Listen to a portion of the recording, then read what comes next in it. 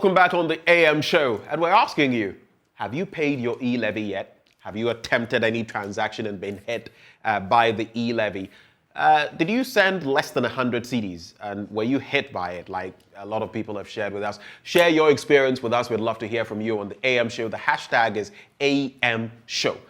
On the last leg of the show, from 9 onwards, we'll also activate the phone lines as well, so you can call and share your thoughts on these matters. But joining us in the studio as we talk about the implementation and the process so far, Isaac Kobina Amwako is Head Project Management at the GRA. We also have Eli Hene, CEO, Mobile Money Limited. Both of them join the conversation as we talk about where we are and where we hope to be when it comes to the E-Levy's implementation. We'll also later be joined by engineer Dr. Ken Ashik, and we all know the role he plays, Chamber of Telecommunications. But thank you, gentlemen, for joining us in the studio. Thank you. Thank you very much. So where do we start from? Let me start with you, Isaac. You are the implementers. I don't know, the whole works of it. You are the engineering guys, ensuring that everything goes through. I'll start from day one of implementation, May the 1st. And all the concerns, I'm sure, came your way as the GRA. What has the rollout been like for you? Thank you very much. So for GRA, day one, we started monitoring the comments and complaints from the public. As we are aware, the concerns that have come is mainly in two categories. Off-net transfers to same person is receiving charges, which we, during our simulation, we are aware that that will happen. And we've shared some guidelines on how to reverse those legitimate transfers that are not supposed to attract the levy. How widespread are these? We wouldn't know the numbers now. The charging entities by close of day or in the course of the week, as they interact with us, they will give us those transaction types. Yes, but I was even asking in respect of the dissemination of information that how widespread is that information? How many people have you been able to reach? You know, with the problems that you spoke of, you said that you have started a process of disseminating information about. No, the dissemination of the information is relates to the charging entities, not to the general public. So not to the general public. Yeah. So we deal directly with the charging entities. Right. Yeah. So in that respect, we've sent them a circular earlier on how to handle reversals. Okay. Because we anticipated that once we are all not connected to the common platform, when you send across to another network to the same person, you won't have visibility, and for that matter, those charges would apply. But that is the more reason why we've come out with a guideline on how to do those reversals. Yeah. The second category also relate to that same off-net, where people are sending below 100 Ghana and they are still being charged. That also have come to our attention, and we are in communication with the charging entity to look into that. So the charging entities here would be the telcos? It will be telcos, banks, PSPs, and then the specialized deposit-taking institutions. These are the 4 categories of charging entities we are looking at here. Blunt question, why is that happening? Because we were told, I mean, we know the categories of people who are supposed to be hit by the 1.5%. And yesterday we had people even in-house, just attempt, because we wanted to be sure what the process was like, send 10 CDs, 20 CDs, 50 CDs, and yet they were being charged 1.5%. Why is that happening? Okay, so our engagement with the charging entities, we were going to go what we call in project management, big bang, where everybody was expected by 1st May to connect to a common platform and start charging using the common platform. But at the last minute, we realized that some of the charging parties came to us that they needed that kind of extension so they can fully configure their system to connect to the common platform. So the minister allowed that we shouldn't connect to the common platform by 1st May. We should allow all the charging entities to do the charging on their own platforms. So currently what is happening is that the charging is taking place at each of the charging entities' own system, and not through a common system as we have envisaged. So you may... Right, so I get it. It's not a common platform where all of them are feeding into it, but individually they are doing their own thing. Yes. Yes, so that is why. So you are the mercy of a charging entity system. So if the system hasn't been fully configured at their end, then we see some of these challenges. This full configuration, was that not to have been done before we, initiate the process? Because some people raised red flags that we weren't ready for the execution. Politicians, technical people, they raised concerns. So why then, if we were not this ready, why then did we roll out on May the 1st? So in project management, you have so many options to choose from depending on how complex your system is and the kind of simulation that you've gone through. So our earlier simulation is that we're doing a full big bang through stakeholder engagement. They made feedback that we should give them some time before we go the full bang. That has been adhered to. So we are now envisaging to go full blown somewhere July 1st. So once they are charging from their individual systems, this is something that when you simulate, we envisage that it will happen. And that is the more reason why the guideline has also been developed for this approach. Let me ask you a blunt question before I come to Mr. Elihine. So what would you say our state of readiness was? Looking at the parts that we've not yet fully integrated and all of that. What would you say on a scale of 1 to 100 was our level of preparedness or readiness for the execution of this? I'm thinking of seamlessly. On May the 1st, what was our state of readiness? So it's conditional. Originally, as I said, we were going a big bang, and then we changed the strategy to what we call modified phased approach. So we are now implementing a modified phase approach. We've gone day 1. We received some kind of feedback. This feedback is expected, and I believe day 2, within this week, corrective actions will take place. Yes, but I would like a fair idea. As the implementers, I'm sure on day 1 you knew that our state of readiness is maybe 60% or 90% or 100%. But it wouldn't be 100 because of some of the things you're mentioning. So I just want to know, if you had to give it a number, where were we? I just want to know so that moving forward, we know that maybe we have to catch up on another 15% or 10% or 20%, and by July, those loose ends will be tied. I believe that question shouldn't arise now because I've told you, if you cannot measure something, you can't manage it, all right? The one that allows us that full visibility would be the common platform. We are not implementing common platform as a first May. We are doing what we call modified approach. It is at the instance of each of the charging parties. So if you want me to go and measure, we are dealing with more than 300 charging entities.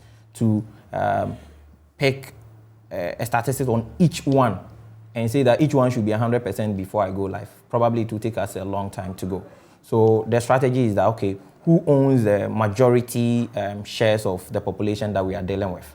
Why don't we categorize the top 20 and check the readiness of the top 20? So we did that. We simulated with the top 20.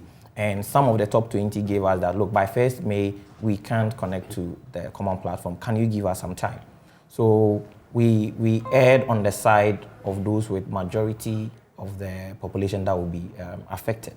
And that has informed this modified approach. Right. It's interesting that you say that because I interacted with Deputy Finance Minister Dr. John Kuma before the rollout, 48 hours to the rollout, and he said we were 95% ready, and that on the day of the rollout, May the 1st, we'll be 100% ready. Interesting. But let me come to Mr. Elihine. From your end, how has it been so far, the implementation of the E-Levy, and what has it meant for business? Well, thank you very much. I think for us, like Isaac mentioned, we've been working at this since the announcement of the E-Levy implementation by the Honorable Minister. And in the process, we've had several engagements looking at what we seek to do, the scope of work, and like he said, the initial discussions was for us to look at a phased approach so that we take one bit of the project at a time. And so essentially we worked with that in mind and put our resources to try and prepare for the phased approach. But post the passage of the bill, we had some further engagement, and the view was to look at the more holistic approach, like Mr. Mwaku said. And so we moved to look at that and did a lot of the work, committed resources and everything. And like he said, I mean, along the way, we had to also review our level of readiness. And once we did that, we realized that going the full approach at the time will be a challenge. And so we needed to pause and look at what level of preparedness and what can be implemented. Well, what were some of the challenges? Well, he talked about the common platform. And so you needed to be connected to the common platform. You needed to check all the necessary requirements based on the project scope. And once you were not able to deliver on the specific requirements, because the common platform role was to do everything else that in this phased approach we are looking at, which means that you send requests, it does the computation of the task, it gives you back feedback, and then you proceed to commit the transaction. So once we could not achieve that level of readiness, we needed to look at our implementation from what he's referred to as a modified approach, because that is where we can get some implementation running for the committed start date of May 1. And so on our side, he indicated, we knew what the issues were and what to expect. And so I would say overall it's been a very good start. And the issues that came with big projects like this, you should expect that there will be issues, minor issues here and there with specific complaints, because I'm not sure everybody had the same problem. And people did transactions, they didn't have any concerns, everything went through. Others did had issues. So we pick up the issues after day one, and then we begin to apply the fixes and solutions. More importantly, in instances where people have been wrongly charged their levy, we do. And I was about to get to that. Yeah, we do refunds. And so when you say you do refunds, I mean, we started yesterday. Yes. Have you refunded anybody's money today? No, usually after day one, this morning we are looking at the reports and then picking up the anomalies, as in the wrong deductions that may have occurred. And then once we pick that one, we run the report, and he indicated a process that will be followed for people to be refunded. I'll come to you shortly, Mr. Mwaku, for you to maybe walk us through that process, what people ought to do when they are wrongly, because there's a process, and if you don't, you might end up. But so how widespread has this been? As CEO of Mobile Money Limited, can you tell me, after day one, how widespread were these wrong deductions? Well, for now, it will only be the complaints we picked on social media, but like I mentioned, the report itself will be churned out this morning. I mean, I had to come straight from home, so I haven't had the opportunity to look at anything. So you've not seen maybe the paper trail of, yesterday, X number of people actually sent through? I will be able to speak to that later this morning when I've looked at the report. I haven't seen the report yet. But from what you saw on social media, how concerned are you about the number of people? Because even individually, a number of people would reach out to you with screenshots, and I can show you from my phone. Yeah. Then you come to our platforms, WhatsApp and all of that. You see a lot of them dropping, and then you have people that you can guarantee, you can vouch for, say, okay, you send it to, and then they tell you, okay, I'm sending 20 CDs, but Charlie, I make slapped with 1.5% and all of that. So, I think just to try and situate the conversations, he talked about the off-net, where you are doing a transaction onto another platform where you don't have visibility. And so if indeed that person ought not to be charged, on the other side, you will not know. And so like he mentioned, those are things we envisaged would come up. That's why the process to also put in a refund process to deal with those instances as they come. And also to add, I mean, the transactions we process are in hundreds of thousands and sometimes in millions. So specific issues may come up, but by the time you run that against the overall activity, the representation may be a very small percentage of the overall, but they are all important because those are individual concerns that we need to address. So this morning, once we pick up the report, we'll be able to tell, okay, X percentage where we picked up the issues. But in fairness, because we knew that we were implementing across platforms or across network where we didn't have visibility and we don't have the benefit of the common platform, the issue of the tax being misapplied or people being charged literally when they are not supposed to be charged because we don't have visibility on that may arise.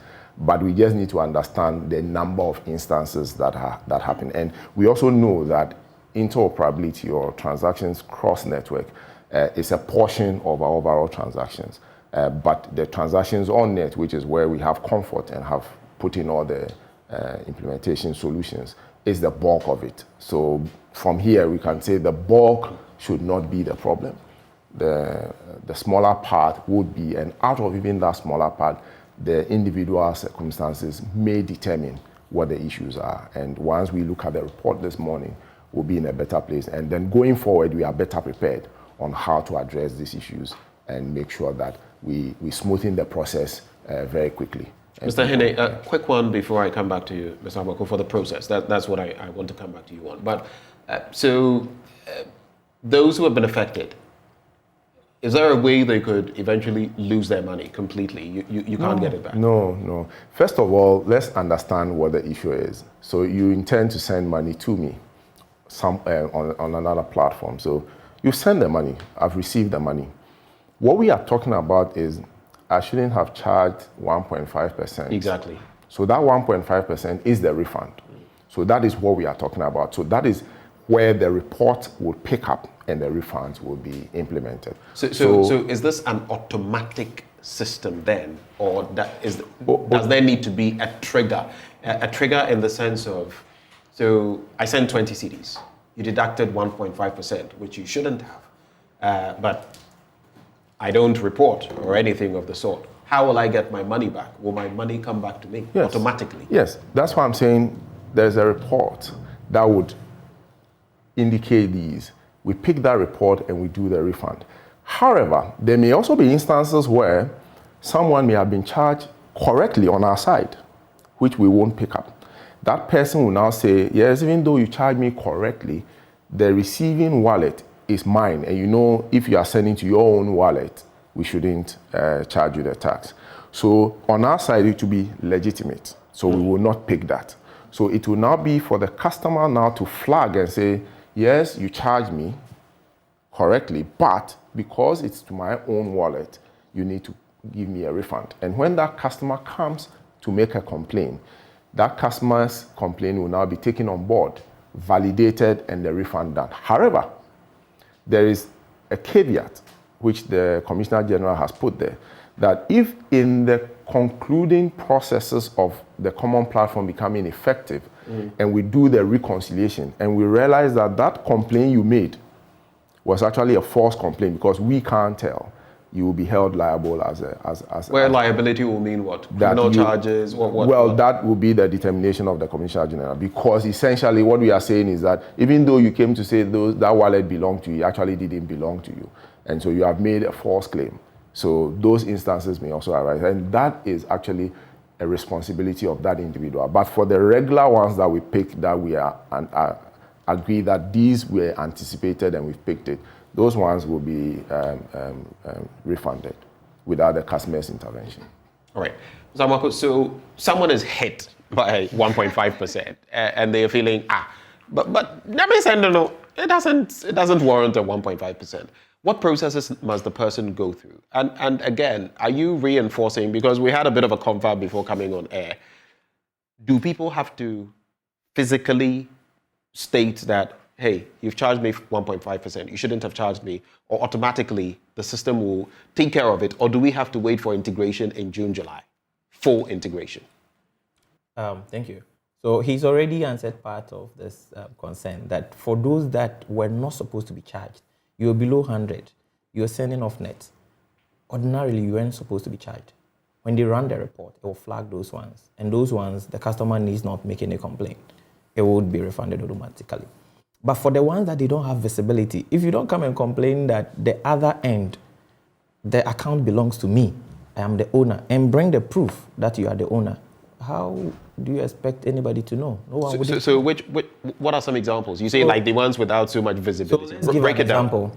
You send in 100 cedis from MTN to your own Vodafone wallet, and you own the Vodafone wallet, right? And you get charged. That shouldn't have been charged because the Vodafone wallet belongs to you. So that is the type of transaction you should make a complaint to MTN. Call their call center and tell the call center that I made a transaction to my own wallet and I got charged. They will ask you for the details. You give the transaction ID. They probably will ask you for your ID, the ID to confirm that indeed it's yours. You provide it. Then within the time that they have always agreed with customers that when such complaints are made, they will get your feedback. They will go through that internal mechanism. And if it is legitimate, your money gets refunded back to you. If past experience is anything to go by, I still have some 20 CDs locked up with a telco whose name I will not mention because I tried to bundle. They couldn't effect the thing. This is from years ago. I called them so many times and just gave up.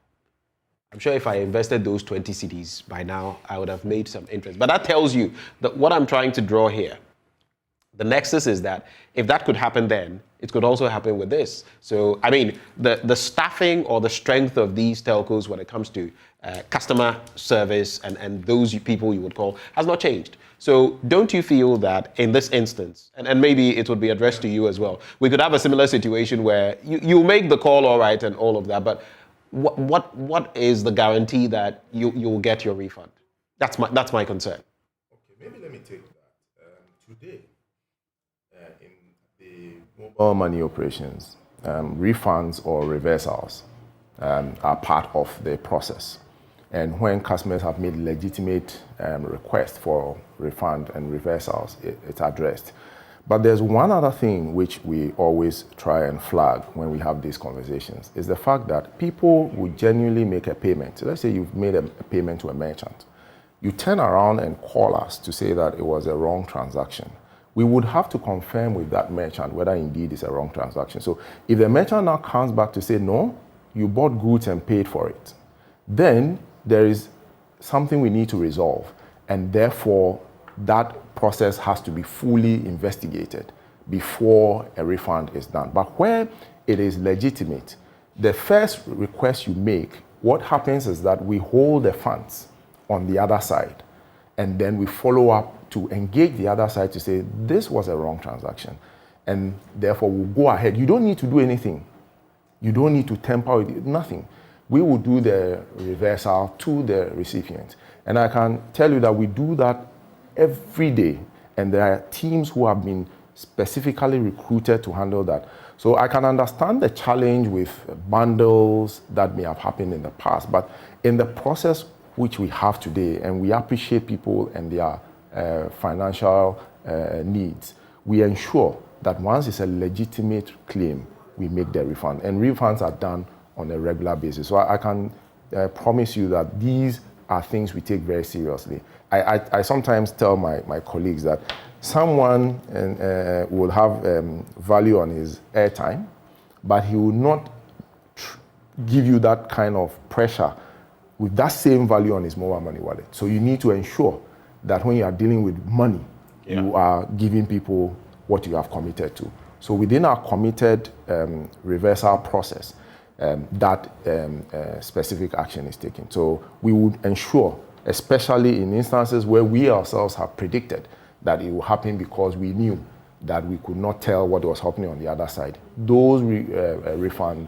processes will be executed. That is a commitment we make. Do hold for me, Mr. Amwako. I'll come back to you on the processes to be followed by anyone who feels aggrieved that they have been wrongly charged. But don't forget our question for you today as well. We want to find out, have you transacted Momo below 100 CDs? How is it? What has the experience been like? Have you been affected? And if over 100 CDs, is everything working okay? We've also seen some people suggest that they are transacting, over 100 CDs and they are not being charged. That is also there. So it's an interesting mix. We'd love to hear from you. But let me also bring in Engineer Dr. Kenneth Ashik, CEO of the Chamber of Telecommunications. Doc, a very good morning to you, sir. Good morning, sir. How are you doing? I am doing very well. Thank you for joining. Thank you. What will be your assessment of the E-Levy after day one? Well, I think so far for such a big project, it started quite well in terms of getting the phased implementation started. That's happened, but as a project management person, you know that there'll be teething challenges that would come, there'll be learnings that will be picked up, and so that is going on after the first full day of running it. As Ellie had mentioned, you will pick up all the various reports that you have been picking up during the day, consolidate them, do an analysis of them. The ones that you need to tweak systems, you will do. And then the most important thing is that amongst us, all the charging entities and GRA, there's a lot of communication going on so that before even day ends, if there are issues that we need to speak about, we're doing that. And we are picking the feedback that is coming. And it's good that today Joy News has us and we are able to engage with Ghanaians on the process so far. Speaking of engagement, education, you had your own concerns about the 1 month window before the implementation of the E-Levy. On the level of education, do you think we are there yet? And if not, what more must be done? I mean, to the extent that we had the Mobile Money Agents Association of Ghana stepping in that is just on the 30th of April, to clarify certain things, even for Momo agents or mobile money agents, because they themselves had problems. Some were confused about whether they were going to have to take the 1.5% and all of that. It appears to be a bit chaotic in that sense. So on the level of education, how far have we come? How far do we have to go? Well, I think the education, it's going to be an ongoing process because of all the work that had to be done, and you needed to finish all the technical things before you can complete it.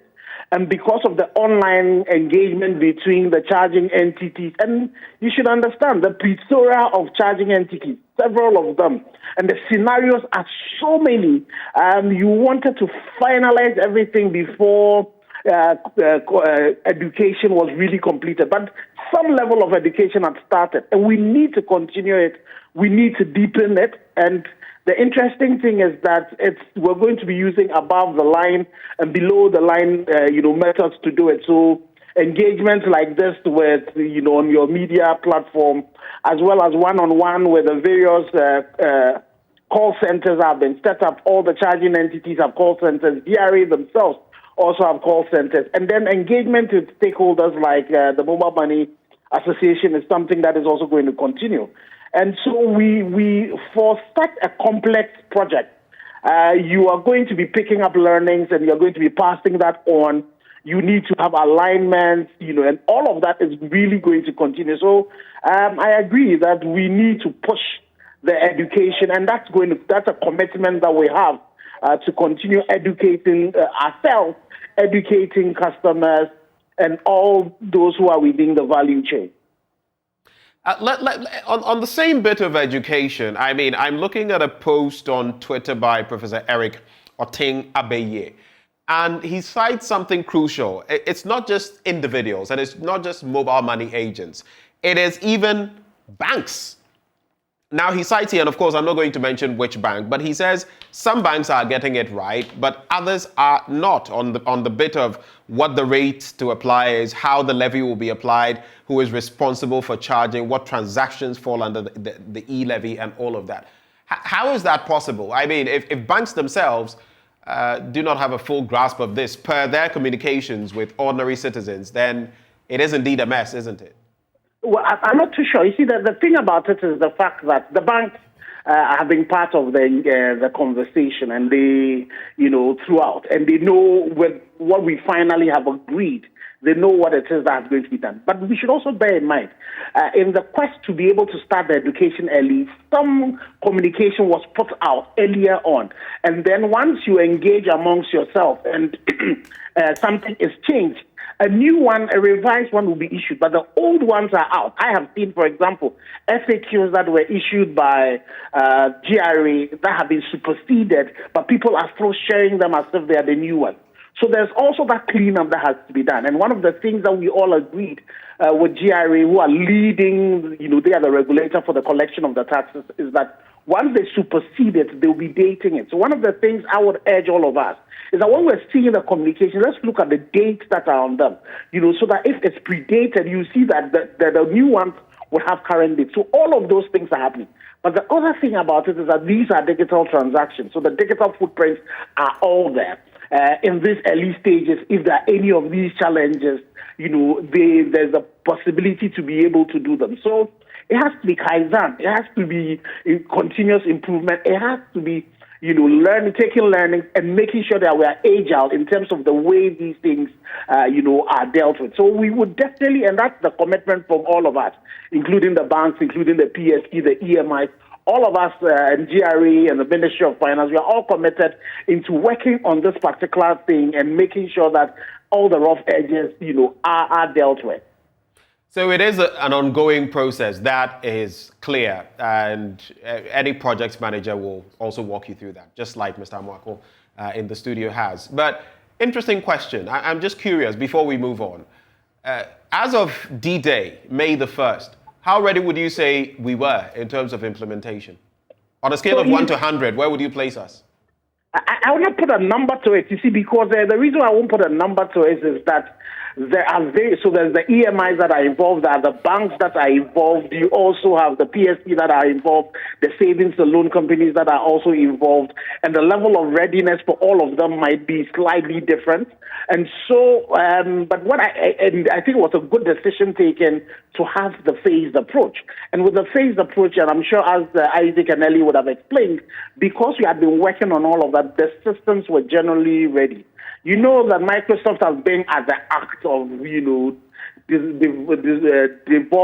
developing their operating system. But the operating system, you keep on getting new versions decades even after they've done. So definitely the most important thing is that how do we pick the learnings out of that and how do we fix it? And how do we continue to engage the consumer? That is really going to be critical. And that's one thing that all of us, including our regulator and the policymaker, the Minister of Finance, the Ministry of Finance, we are all committed to doing and making sure that we're carrying all Ghanaians along that particular journey. I've spoken to Dr. John Kumar, Deputy Finance Minister. He has said he mentioned that by June, full integration would have happened with the telcos so that they can do better when it comes to a seamless execution of the E-Levy. I'm told now July, per some of those in the studio. Between now and then, what do you see happening with the telcos to bring about this seamlessness? And what would you like to see? So I think the first thing is that it's not the telcos, it's the electronic money issuers. The telcos are completely different.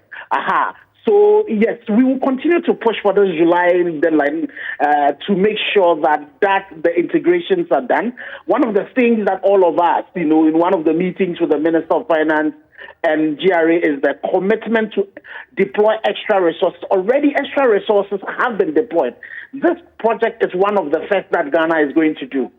Because of government's quest to ensure that the marginalized are really not negatively impacted, so there's a lot of exemptions that have been introduced there, and also because of the pure nature, especially when it comes to the EMI, mobile money, the complexity and the number of scenarios that you have. It would require a lot of work, but there is commitment to ensure that is done. And so we would push to ensure that by July, when we are fully integrated, the learnings that we're picking with this phased approach would also improve that. And the user experience for the customer is going to improve. The thing I can promise is the fact that it's something that you're going to see get better day in, day in after as we go along this particular journey. Did you make any transactions as of yesterday? As I wrap with you, did you make any transactions? Yes, I did. What happened in there? Any false deductions? Anything that wasn't kosher? Well, for me, I had done most of my deductions. My transactions have been on net. Interestingly, we had lost, one of our classmates has lost a father, and so we had been collecting donations and we had to pay it. And I think that there's only one that cross net that because it was sent from a particular network to another network, that was charged, but I knew that was going to happen. So that one I am going to apply for the refund. But you see, what has happened is that So you had a refund situation yesterday? Pardon? So you had a refund situation yesterday? Yes, definitely, yes. There's one refund situation I had yesterday. How much did you send on which you... Oh, you know, Chief, I will not tell you what the Absunians are doing. But definitely it was something, because it was about somebody's, it was quite a hefty amount. Sizable, eh? Yes, quite sizable, yes. Okay. If you have any concluding comments, this would be the time to say them, because when I come in, we'll be wrapping the conversation. So. Well, I just want to say we're very grateful to Joy News for this. Okay. And I am also very grateful to the collaboration that we've had with the Ministry of Finance and GRA and the rest of us, the banks, the EMIs, everybody working together. Our appeal to Ghanaians is that this is a major project that we're doing. We've just started it. The challenges are going to come. The feedback is important. When there's any challenge, they should reach out to their mobile money or their banks. For resolution, it would be dealt with. If there's anything else they need as well, the GRA has a call center as well. They should reach out to them. And like we've been doing on a daily basis, when we sit down in the evening to analyze them, all of this feedback would be also taken and dealt with. Thank you very much for this opportunity. Thank you. Thank you so much. We are grateful to you for joining the conversation. Thank you, sir. And that is Engineer Dr. Kenneth Ashik, CEO, Ghana Chamber of Telecommunications. So is yours an EMI? I just need some clarity. Yes. So you are the EMI? Yes, we are for the EMI, a certain electronic money issuers. Great. Yeah. So now there's some clarity on that bit. So you are operating on their behalf. Is that? I mean, I want to get the dynamics of how it works, because I'm sure those listening, we all have a bit of an understanding. But money issuing institutions are institutions that have been set up to run the mobile money business, and these institutions have relationship with the telcos. So they are subsidiaries that have been set up, but independently to run the mobile money business. So walk us through the process of what people can do if they are aggrieved in this instance. What do they have to do? So the agreed method they should use is to contact their existing customer center for their charging entities. So if you are an MTN customer, we expect you to use the MTN customer helpline. I believe it's 100. And then you complain that you made a lawful transfer. You provide the transaction ID. They take your details and provide you a ticket. And then I believe they will ask you for the ID. You can provide any national ID. In the modified approach, we are accepting any national ID. Any national ID? Any national ID. So what falls into the category? Voters? Voters. Driver's license, Ghana card, passport. But in the July one, it would be strictly Ghana card. In the modified approach, we accept any national ID. So you provide, that is, the telcos can talk about it more. The details that you provide, and then they will have time to go through. And then if it is valid, it will be refunded. So you must do this to safeguard your money, not take any risks and assume that automatically everything will be done. This won't be automatic. When you assign to yourself, which you are not supposed to be charged off net, you need to call and provide the details so that they will log it in their customer complaint logs. Do share with me, though, there have been some concerns about an ELMAS system that the GRA has been working with. What is that system about? That's the same one we are talking about, the common platform. Right. That's the system that telcos are supposed to integrate to by 1st of July. Is it a purely GRA? I mean, which are the entities on board? What do you mean by it? So the ELMAS bit, are there private entities that have been brought in? Is it the GRA and purely the EMIs, or are there outside? So GRA is developing that system with consultants' help, but it is a GRA system. Yeah. It's a GRA system. Did the GRA build it itself? Your IT team? Did you outsource? Those are not within my scope, but at least it's a system that we provide the requirements. We have made sure the APIs that the telcos will use the requirements are what GRA wants. So it meets your specifications. It meets our specifications, yes. And the telcos have seen it. We've shared it with them. I mean, on the technical side, we share the APIs with them. We've taken feedback. There's been improvement to it. As Doc said, we're using Agile. So we are moving some, the initial APIs we shared didn't have some features. Now we've added those features. So it's something that we are developing as and when we get feedback. It also got to be integrated with our internal core tax application. So it means that on the core tax application side, we need to also make modifications which have been made to be able to accept those transactions. Even in this modified approach, you asked, how would the funds reach GRA? Because the funds are currently not with GRA. It is held up by the charging entities. Right. It is that is the EMIs, right? The EMI, the PSPs, the bank, the SDI, all of them together are the charging entities. So it's not only EMIs, all the charging entities. Yeah, they need to now pay these collections they've done to us. The agreed time period is now 48 hours. So after today, from tomorrow, they will generate what we call a tax bill and then pay onto the GRA tax portal, and then they pay through the Ghana.gov payment platform. So these are systems that all exist to help this thing rollout go seamlessly. All right. Mr. Hene, your final bite as we conclude the conversation. So what can we expect in the coming days, weeks, ahead of July? What should we be looking forward to in terms of helping the process become as fine-tuned as possible? Well, thank you very much. I think like Doc said and like Isaac has said, we are working collaboratively to ensure that we give the best experience to Ghanaians. And that is the focus. So each day you see improved scenarios. And as we identify the specific issues that come up, we try and resolve those issues. And even more importantly, the fact that we anticipated some of these because we knew where we were to day one.